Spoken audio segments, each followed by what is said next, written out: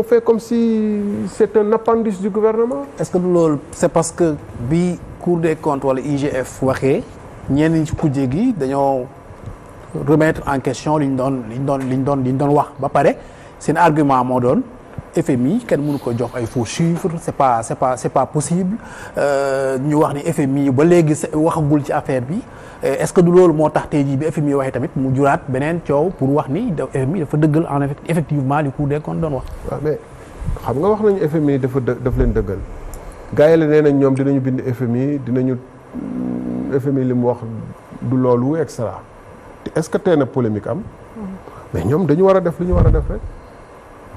dañu ne rupture ak changement Assemblée nationale ne def li mu war a def parce que ci kii bi loi d'amnistie bi malgré coow li yëpp société civile wax na am na ay universitaires wax am na ay sénégalais lambda wax coow li foofu la ëppee di contestation bi foofu la ëppee de te jógewul ci kujjeeg bu bees bi nga xam ne ñoom ñoo yore woon réew mi démb mais teewu leen ñu ngi avancé assemblée a ngi dem di ne damay forcer def sama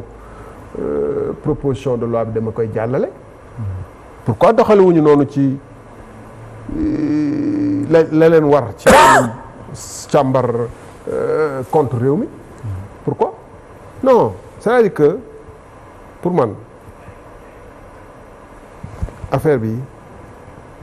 c'est le même esprit clanique moo fi ne maanaam ñoo far loo def garaawul du ma ko sax jéem a saytu moo waral encore une fois même Assemblée nationale bi fi taxaw tey ñi fa newoon démb di attaquer Amadou Mame Diop ci fond politique ñoo fi ne tey jéemuñu xam sax lan la fond politique yi demee. mais ci rapport FMI bi rapport FMI bi est-ce que ba terminer exemple boobu rek pour mu leer. bala ma kii les mêmes députés yu fi newoon di ŋàññi dettu Sénégal bi nu muy yokkoo bi yoon ils n'ont même pas vu gisuñu sax que dette bi dafa augmenté au lieu mu fi comme Macky Sall prévoir woon 2000 loolu la ñu prévoir leb en 2024 2100 milliards gars yi war a leb 4000 gars yi yokk ko ba 4400 milliards donc la dette pour la première fois la dette est supérieure en 2024 est supérieure à ce qu'on rassemble dans le pays comme recette et pour ñoom la première fois que je l'ai dit à l'Assemblée nationale ils étaient tous surpris Tafsir Thioye dem wax ko 31 décembre ki mu doon débattre ne ko c'est faux Tafsir Thioye daf ko génneel texte bi ne ko page bi la alors que kooku ci seen vice-président yi la bokk ça veut dire que ça l'intéresse pas bu doon ba fi APR ne dinañ xool ne mais vous voyez que la dette a augmenté de 4400 milliards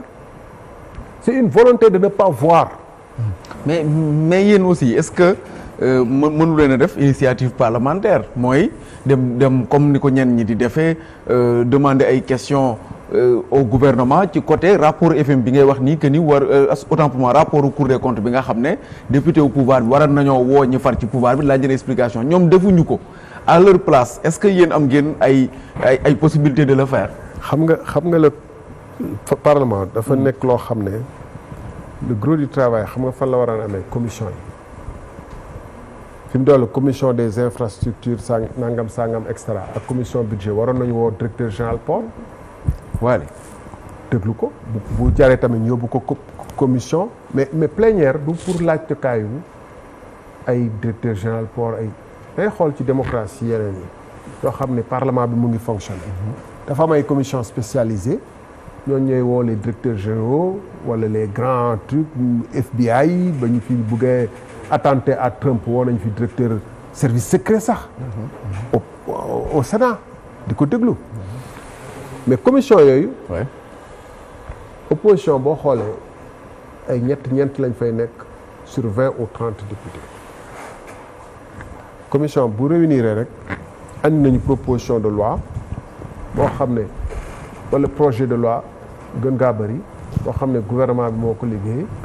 ñu ñëw inscrire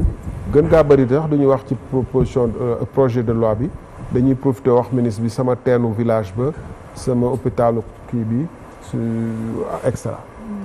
mais le vrai travail du contrôle de l'action parlementaire bi nga xam ne commission des infrastructures par exemple dafa waroon woo Sénélec woo bu accident yi bëri ñu woo gars yi ci Jakarta yi ñu woo loolu mooy toogal askan gi foofu lañ doon xaaree rupture yi dama jàpp ne gars yi nag ñaar lañ ci boole foofu xamuñu le vrai rôle te amuñu volonté bi parce que deuxième question bi nga posé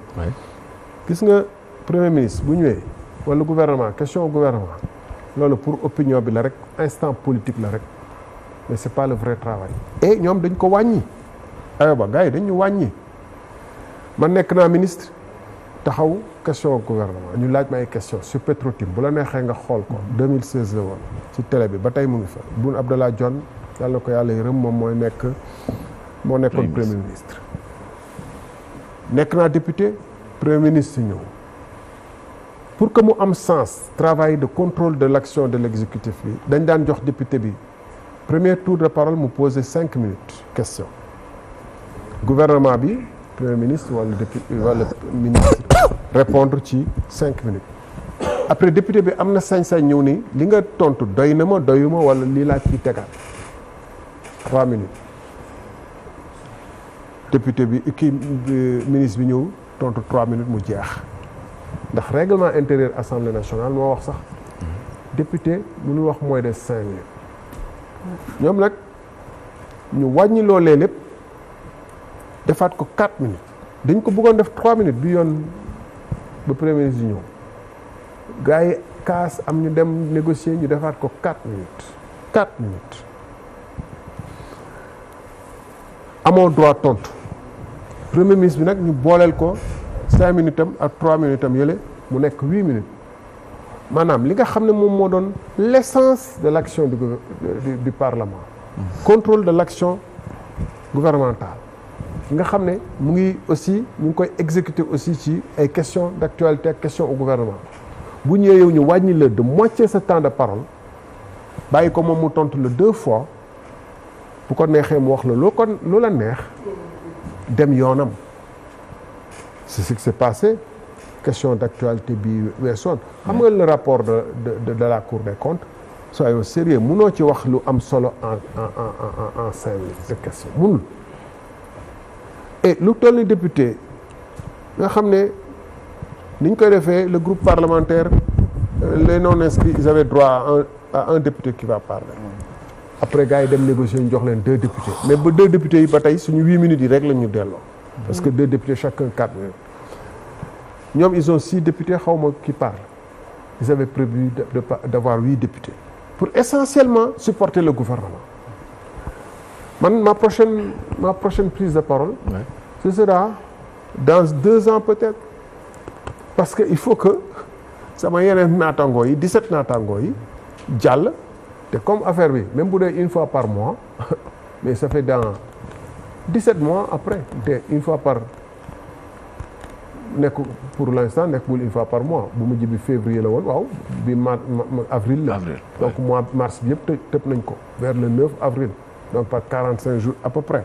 donc dans combien de temps je vais repasser. mais sànq na nga juñ ne Waly dañ ko war a woo directeur du port pour non damay joxe exemple rek parce que pourquoi ñu war ko woo. tax nga joxe exemple Waly. bu leer laa leen di wax directeur. non dañ ko war a woo dañu war a woo dama joxe exemple parce que dañu ne recette port yi. mu ngi polémiquer. recette port yi wàññeeku na wàññeekul et port c'est une infrastructure essentielle pour l'économie du pays. ñu ngi wax wàññi nañ fa ay nit wàññiwuñ fa ay nit ñu ngi jël ay nit xam nga dañu yàgg dama yàgg wax man. waxuma comme léegi que lu mel ni poste assemblée nationale dafa seetaan muy suux personnel bi di jaar de 2000 en 2012 à 4000 en 2022 chiffre masse salariale bi nekk 150% du chiffre d'affaires dégg ngeen li ma la wax léegi pour ñu ñuy dégg lu ñuy fay liggéeykat yi nekk ful benn yoon ak moitié maanaam lu ñu doon fay liggéeykat yi 8 milliards seen chiffre d'affaires à peu près 8 milliards la woon ñuy fay liggéeykat yi 12 milliards cherchez l'erreur il y a un problème muy doxee noonu pendant des années conseil d'administration bi waroon tere loolu di bàyyi loolu muy jàll amoon na it port amoon na it feneen ak feneen bu ñu déggee port ñu ngi wàññi ay nit te ñu ngi leen di wut change ki remplacé par ñeneen mais est-ce que waruñu woo te laaj wala dañuy toog ni non port Abidjan la wala port Tema au Ghana là-bas non c'est le port du Sénégal par expérience xam nañ lu ñu fay def lépp day impacter économie Sénégal bu dee c'est contre-performant tamit day kii te waruñu tamit di féewale ay sénégalais di leen ñàkk yamale. Le DG croit qu'il est tout puissant wax ma ni loolu moo fa am de mais de manière générale tous les DG pensent qu'ils sont tout puissants. kon licenciement yi ngay dégg ak yooyu noonu. mais waruñu ci wax liñ koy justifier oui non liñ koy justifier la yow d'accord. donc waruñu ci wax quel que soit alpha bu fekkente ni ñu ngi licencier ay personnes yu am CDI ba pare di recruter d'autres à la place mais Assemblée nationale Sénégal waru ci wax wala dañu war a bàyyi rek ne seeni yëf la bu doon day xew CSE wala CSS même loolu bu deen xew CSE wala CSS am na fu muy toll loolu la ñuy wax abus de biens sociaux dégg nga ab patron entreprise daaneel entreprise am parce que dafa doon def lu jaaduwul ñu ne abus de biens sociaux parce que entreprise bi bien social la day liggéeyloo ay nit ñu am fa ay droit di fay impôt ci dëkk boobu di dundal dëkk bi di participer ak dundal dëkk bi di fay état impôt moom dafa am lu mu ci moom am lu ci société bi moom waaw bu ñu ko sañee def ci ay société privée rawatina nag loo xam ne ñun ñoo ko moom suñuy koppari bopp la société nationale la. ñu ko attanatul comme aéroport par exemple liñ ciy wax que ni aéroport bi attanul li mu yenu dëgg ci personnel.